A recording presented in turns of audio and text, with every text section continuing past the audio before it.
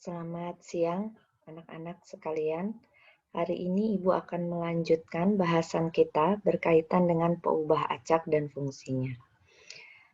Sesuai dengan jenis datanya, peubah acak juga dibagi dua menjadi peubah acak diskrit dan peubah acak kontinu.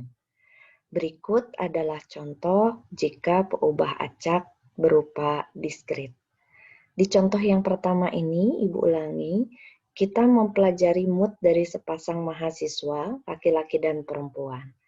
Jika kemarin kita misalkan mahasiswa yang bermood baik, itu kita ibaratkan dengan bulatan seperti ini, senyum. Dan kemudian yang moodnya tidak baik itu dengan bibir cemberut.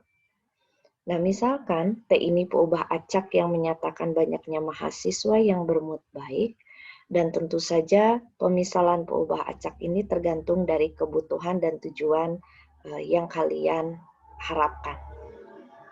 Nah, kita dimintakan dari percobaan di atas menentukan ruang sampel, kemudian yang kedua adalah fungsi massa peluang dari peubah acak T, dan yang ketiga adalah fungsi distribusi peubah acak T tersebut dan kita diminta menggambarkan. Berdasarkan dari percobaan di atas, maka ruang sampel adalah semua kemungkinan yang mungkin terjadi, yaitu jika kita memiliki sepasang mahasiswa laki perempuan, maka beginilah ruang sampelnya, yaitu senyum-senyum, bisa senyum cemberut, cemberut senyum, atau cemberut-cemberut. Dengan pemisalan gambar kita simbolkan seperti ini. Nah, tentu saja supaya kita tidak terlewat, ada satu cara yaitu dengan menggambarkan diagram pohon ya dari semua kemungkinan yang mungkin terjadi. Secara rumusan, kita dapat menghitung banyaknya ruang sampel yaitu di sini dengan 2 × 2 yang menyatakan bahwa 2 di sini adalah banyaknya output yaitu mood baik atau tidak, dan pangkatnya merupakan N yaitu banyaknya yang diamati yaitu 2 mahasiswa. Sehingga di sini NS-nya adalah 2 × 2 sebanyak 4 buah. Tentu saja NS ini penting untuk menghitung yang berikutnya yaitu fungsi massa peluang, di mana fungsi massa peluang ini terdiri dari peluangnya. Jadi dapat kita tuliskan bahwa semua ruang sampel itu pada domain seperti digambarkan pada seperti ini. Kemudian melalui peubah acak T, di mana T adalah banyaknya mahasiswa bermood baik, maka kita dapat memetakan yang senyum-senyum ini adalah kepada angka 2. Sedangkan yang cemberut-cemberut ke angka 0, dan yang salah satu ada senyum yaitu ke angka 1. Maka dari sini kita dapat melihat T yang kita definisikan sebagai banyaknya mahasiswa bermood baik, maka dia akan terdiri dari himpunan bilangan 0, 1, dan 2 yang merupakan bilangan real hasil pemetaan dari ruang sampel yang berbentuk himpunan. Nah, berdasarkan berdasarkan nilai T tersebut, kita akan mencari peluangnya, di mana rumusan peluang di sini kita sudah ketahui adalah banyaknya yang ditanya, artinya banyaknya N pada T saat tertentu dibagi dengan NS. Maka di sini ketika kita memiliki T sama dengan 2, yang ternyata pilihannya hanya ada 1 dari 4, maka dia akan dipetakan oleh fungsi peluang kepada 1/4. Kemudian yang 0, T-nya sama dengan 0, dia juga hanya 1 dari 4, maka dia juga akan dipetakan ke 1/4. Nah, ketika salah satu yang senyum, maka itu bermakna T sama dengan 1, dipilih oleh 2 anggota pada ruang sampel, maka dia akan menjadi 2/4. Nah, inilah nanti yang disebut bagian biru ini adalah menjadi peluang T sama dengan T, dan ini adalah cara penulisan bentuk diskrit. Nah, sehingga dari sini kita dapat menjabarkan dengan cara perhitungan, misalnya tanpa menggunakan gambar, yaitu peluang T sama dengan 0, kita absen, kemudian peluang T sama dengan 1, dan peluang T sama dengan 2. Sehingga dapat kita tuliskan fungsi massa peluang peluang T besar sama dengan T kecil, yang nanti T kecil ini kita isi, maka dia akan berpeluang hanya dua kemungkinan, yaitu setengah dan seperempat. Setengah untuk T sama dengan 1, dan seperempat untuk T sama dengan 0 dan 2. Dan biasanya kita sisihkan jika memungkinkan adanya bentuk pertanyaan lain yang tidak memuat ruang sampel, bahwa di sini peluangnya sama dengan 0 untuk T lainnya. Maka secara grafik di sini dapat kita lihat, kita jabarkan bahwa sumbu X-nya di sini adalah T kecil, maka dia terdiri dari angka 0, 1, dan 2, dan sumbu vertikalnya merupakan peluangnya. Sehingga angka 0 dipetakan ke seperempat, angka 1 ke setengah, dan angka 2 ke seperempat. Nah, ini adalah yang berikutnya, yaitu menentukan fungsi distribusi. Nah, untuk menentukan fungsi distribusi ini, Ibu ulangi kembali bahwa kita dapat menggunakan ilustrasi garis, di mana terdapat nilai T di sini adalah 0, 1, 2, maka kalian bisa membagi wilayah ini menjadi wilayah sebelah kiri 0, kemudian antara 0 dan 1, 1 dan 2 juga lebih dari 2. Jadi artinya ada 1, 2, 3, 4 wilayah yang bisa kalian jabarkan. Nah, makna dari fungsi distribusi sendiri itu adalah peluang kumulatif. Sehingga untuk kasus di bagian 0 sama 1, sama saja dengan kalian menghitung peluang di daerah 1 dan 2. Untuk menghitung fungsi distribusi di 1 dan 2, artinya kalian menghitung peluang yang ada di 1, 2, dan 3.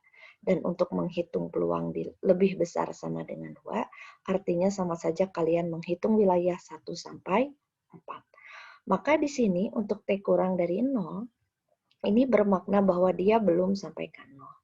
Artinya bahwa tidak ada peluang di satu titik karena belum melampaui angka 0, jadi jelas di sini fungsi distribusinya adalah 0. Nah, untuk di antara 0 sampai 1, kita ingat bahwa fungsi distribusi itu bersifat kontinu kanan, maka selalu dari sebelah kanan T menuju bilangan sebelah kirinya itu akan kita berikan tanda sama dengan seperti ini. Jadi otomatis ketika di sini dari sebelah kanan menuju angka yang paling kiri, itu dia akan bertanda sama dengan atau bermakna fungsi distribusinya kontinu kanan. Seperti ini, dan seperti ini. Nah, maka fungsi distribusi itu artinya kita menghitung dari min tak terhingga sampai angka 1, tapi belum sampai ke 1 karena di sini satunya tidak mencakup. Nah, artinya peluang berapa saja yang kita lewati? Yang pertama adalah peluang kurang dari 0, peluang di 0, dan peluang antara 0 dan 1. Tentu saja karena di sini diskrit, sehingga yang ada peluangnya hanya di satu titik tertentu, yaitu peluang T sama dengan 0, sementara pada selang-selang kiri dan kanan ini dia bernilai 0.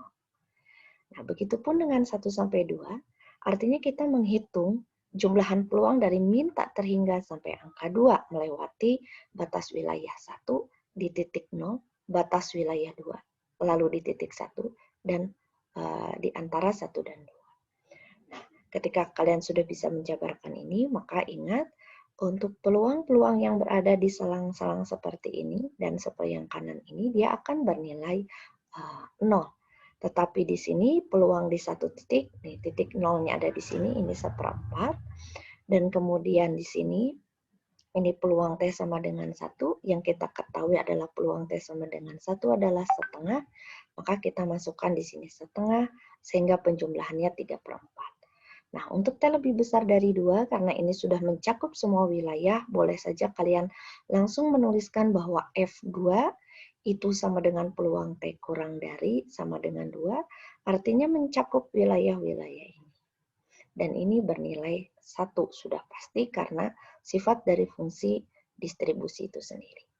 Nah, ketika kalian sudah dapat menjabarkan seperti ini, maka kalian dapat merangkum bahwa fungsi distribusi T ini itu bernilai 0, seperempat, 3/4, dan 1. Dan kalian perhatikan ini selalu monoton naik dalam hal ini.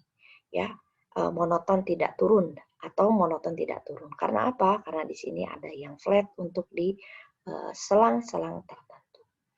Nah, Jadi kesimpulannya adalah ketika kalian memiliki peubah acak diskrit, tentu saja agak sulit dalam mendefinisikan fungsi distribusinya.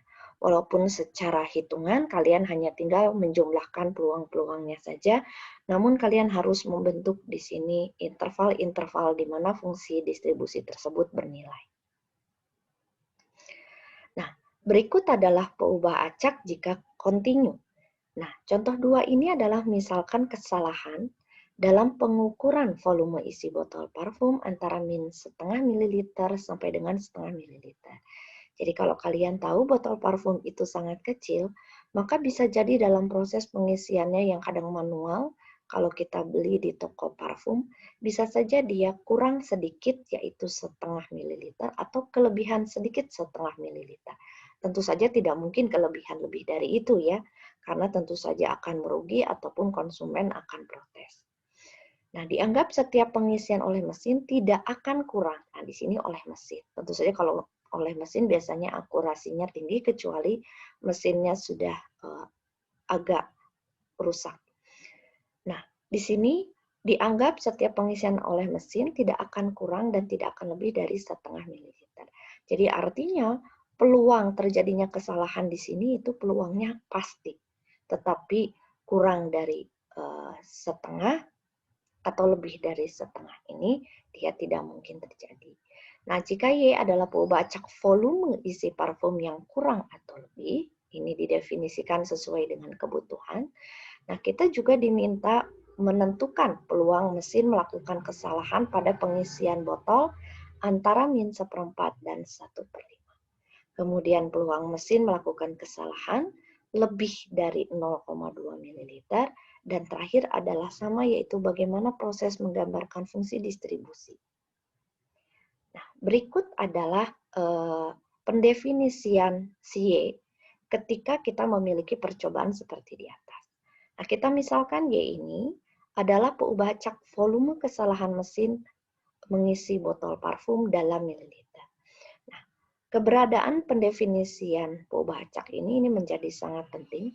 Jadi merupakan suatu hal yang tidak boleh kalian lewatkan.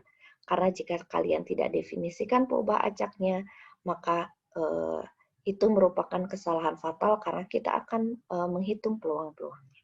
Nah, maka di sini FY-nya itu adalah 1 karena berpeluang pasti pada kesalahan min setengah sampai setengah. Dari mana? Ini tentu saja dari pendefinisian soal cerita percobaan di atas. Nah, sementara untuk di wilayah yang lainnya, karena tadi dibilang tidak mungkin karena pengisian oleh mesin, maka dia berpeluang 0. Nah, sebagai aplikasinya, karena kita sudah mendefinisikan fungsi peluangnya, maka kita dapat menghitung peluang di mana Y-nya itu di antara min 1/4 sampai setengah. 1/5. Nah, karena di sini Y bukan merupakan diskrit, melainkan kontinu, maka untuk menghitung wilayah ini, kita bukan melakukan penjumlahan, melainkan melakukan integral. Kenapa integral? Karena kita ingin menghitung luas wilayah di bawah fungsi peluang ini. Maka kita integralkan saja karena dia kontinu, yaitu dari min 1/4 sampai 1/5 dari FY. Maka FY-nya kita ganti dengan angka 1, maka kemudian integral dari 1 adalah Y, lalu kita substitusikan batas-batas wilayahnya. Nah, yang kedua, ini adalah cara yang berbeda. Jadi cara ke-1 tadi adalah langsung dengan mengintegralkan, namun cara yang kedua adalah kita memanfaatkan fungsi distribusi. Nah, hal ini bisa kita lakukan jika diketahui di dalam soal itu adalah fungsi distribusinya. Jadi, kita dapat menghitung peluang ini adalah sebagai kiri dan kanannya. Jadi, kalau kita lihat di sini, ya, kita dapat menggambarkan suatu garis bilangan di mana di sini terdiri dari min 1/4 dengan di sebelah kanannya di sini adalah 1/5. Jadi artinya kita menghitung peluang Y kurang dari 5 seperti ini, ya, ke wilayah sana. Lalu kita kurangi dengan peluang yang seperti ini. maka dapatlah nanti irisannya adalah wilayah yang di tengah ini. Nah, karena kita sudah tahu bahwa peluang Y kurang dari 1/5 merupakan fungsi distribusi ya di 1/5, dan ini adalah fungsi distribusi di min 1/4, atau secara integral maka kurang dari 1/5 itu adalah min tak terhingga sampai min setengah, lalu min setengah sampai 1/5. Nah, ini kembali ke konsep ini. Nah, FY pada wilayah min tak terhingga sampai min setengah itu 0, maka kita masukkan 0, jadi hanya ada di wilayah min setengah sampai 1/5, dan fungsi peluangnya adalah 1. Sehingga yang berarti pada bagian ini adalah bagian yang ini. Sedangkan bagian yang kedua, yaitu bahwa seperti biasa dia juga dikurangi dari min tak terhingga sampai min setengah itu 0, dan yang ada hanya min setengah sampai 1/4 saja.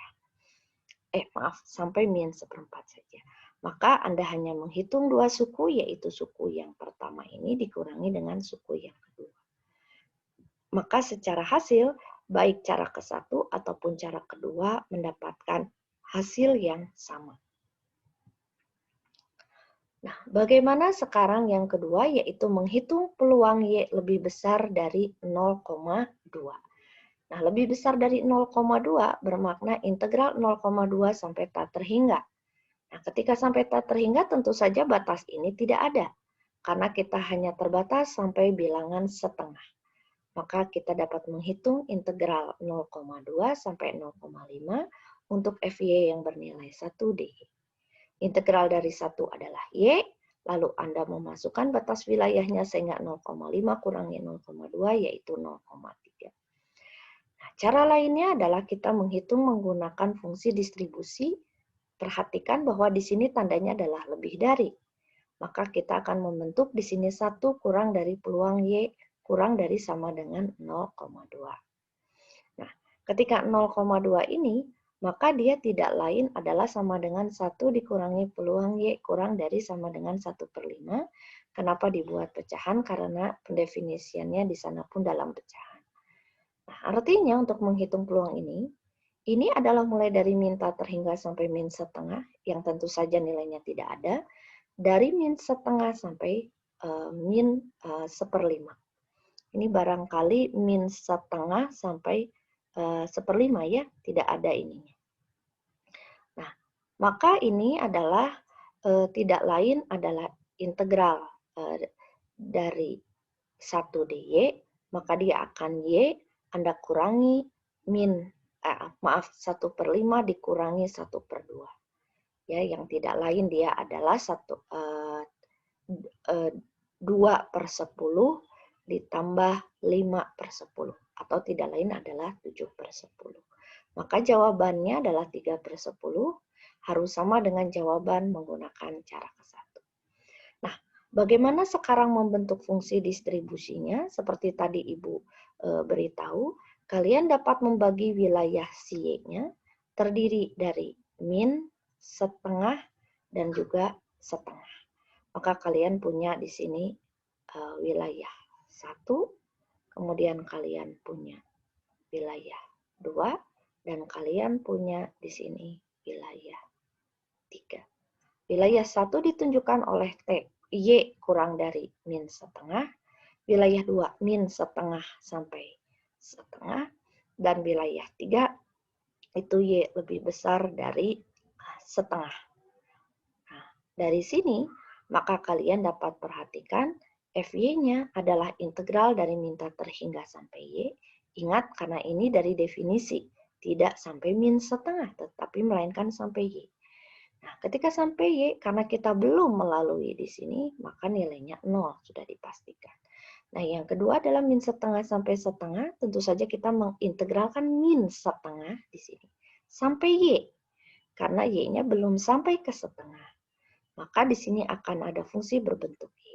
Jadi jangan diisi di atas Y ini sebagai setengah, karena nanti setengah akan kalian isi di bagian yang ketiga, karena dia sudah melewati kontinu kanan. Dia penuh di bagian setengahnya, yang ini belum.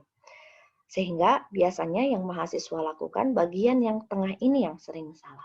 Jadi ingat pendefinisiannya hanya sampai Y. Di sini juga sampai Y, di sini juga sampai Y. Nah, namun karena sudah melebihi setengah, maka tentu saja ini integralnya adalah min setengah sampai setengah dari 1 dy. Seperti itu. Nah, berikutnya adalah konsep ekspektasi. Jadi, sesudah kita memiliki fungsi peluang dan fungsi distribusi, Anda dapat menghitung ekspektasi dan variansi dari peubah acak. Ekspektasi dari X disebut juga nilai harapan dari X. Sebetulnya maknanya adalah data kita berpusat di mana si X tersebut. Jadi tidak lain adalah ekspektasi dapat disimbolkan dengan mu, dia tidak lain adalah ditulis E dari X, ini merupakan nilai rata-ratanya. Artinya jika peubah acak kita diskrit, maka dia rumusannya adalah jumlahan dari X dikalikan peluangnya. Peluang X besar sama dengan X. Ketika dia peubah acak kontinu, maka dia berbentuk integral, karena di sini semua X, kalau di sini mulai dari minta terhingga sampai tak terhingga dari X dikalikan Fx-nya. Jadi jangan lupa bahwa ekspektasi X itu adalah bermakna nilai si X-nya kalikan peluangnya.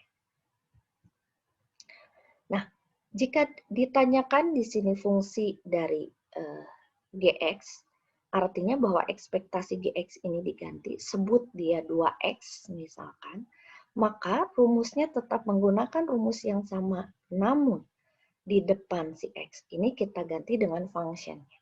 Tetapi ingat bahwa nilai peluangnya tetap sama saja, tidak berarti menjadi 2 kalinya. Jadi hanya Gx di sini yang berubah menjadi 2X dikalikan peluang X sama dengan X.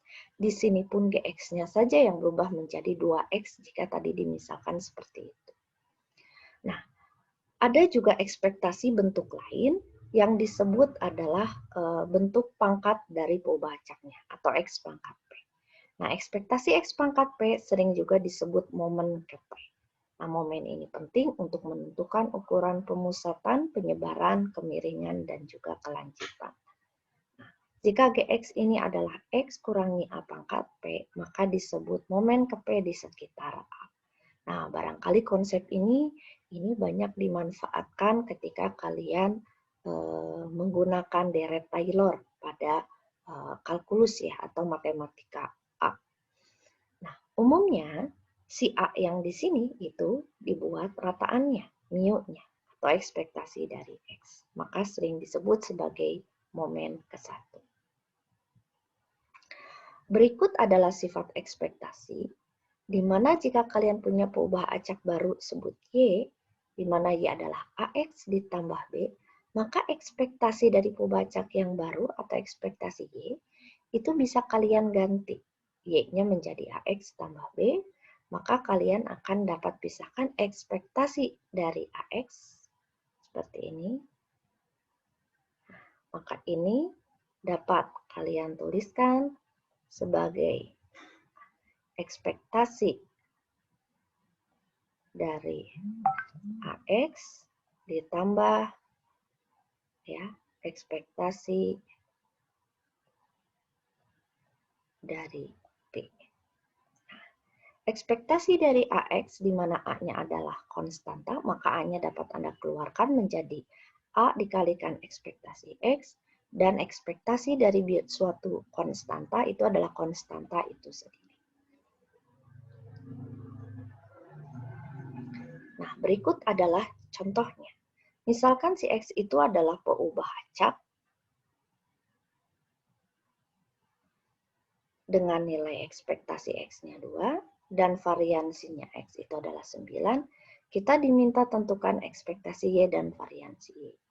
Nah, jika Y-nya itu adalah 2X kurangi 4, maka ekspektasi dari Y adalah ekspektasi dari 2X kurangi 4, dapat kita jabarkan menjadi 2 ekspektasi X kurang ekspektasi 4. 2 ekspektasi X sudah diketahui 2, maka di sini 2 dikali 2 dikurangi 4 sama dengan 0. Nah, sedikit belajar variansi.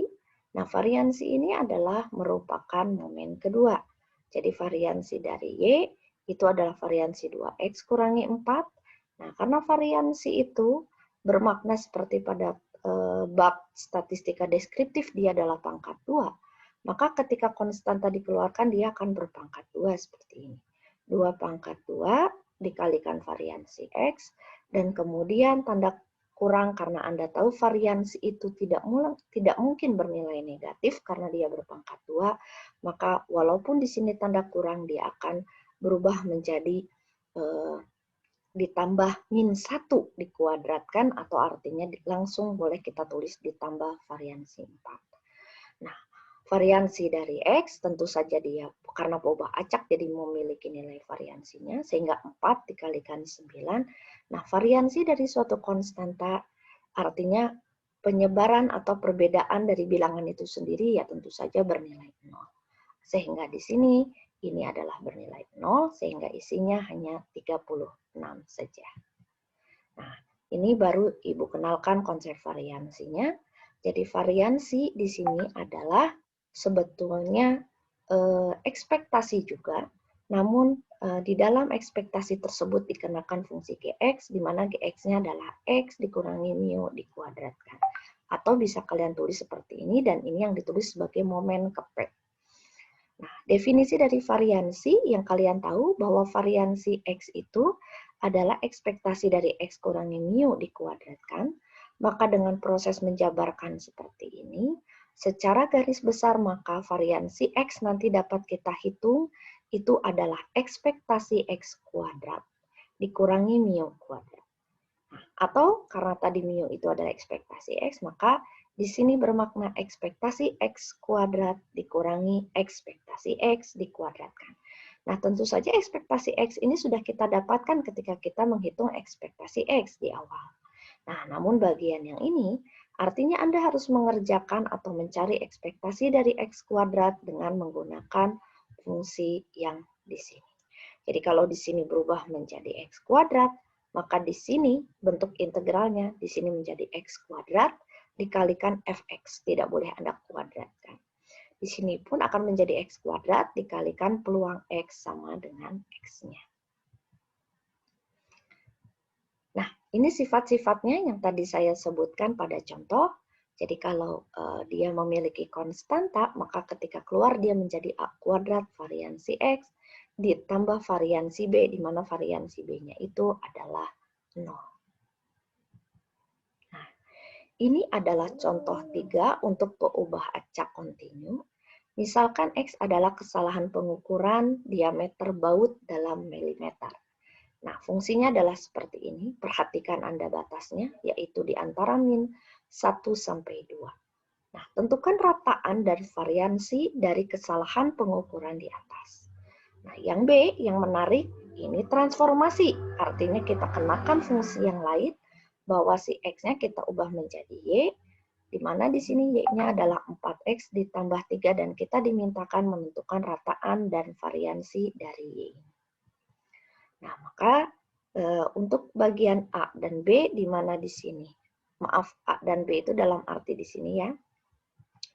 Nah, maka rataan dari X adalah kita tuliskan per definisi adalah ekspektasi X adalah integral dari X dikalikan fx-nya.